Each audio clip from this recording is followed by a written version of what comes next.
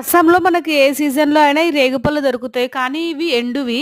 కొంచెం స్వీట్, కొంచెం ఆయిల్ అట్లా కలిపి కొంచెం ఎండబెట్టి అమ్ముతారనమాట. లోపల గుజ్జేముండదు. మాక్సిమం ఎండిపోయే ఉంటది. తినడానికి కొంచెం స్వీట్ స్వీట్‌గా చాలా బావుంటాయి. ఇది రేటొచ్చేసి పావు కేజీ రూ. 30 అంటే కేజీ రూ. 120 అనమాట. మరి మన దగ్గర రేగిపళ్ళ రేట్ ఎలా ఉందో కామెంట్ చేయండి. మేమైతే నిన్న అస్సాంలో మాకు దగ్గరలో ఉన్న శివుడి గుడికెళ్ళినాం. దాని వీడియో లింక్ ఇస్తే ఇంట్రెస్ట్ ఉన్న వాళ్ళు చెక్ చేయండి. ఆ గుడిలో జరిగే హారతి కంటిన్యూషన్ ఏస్తే చూసేయండి.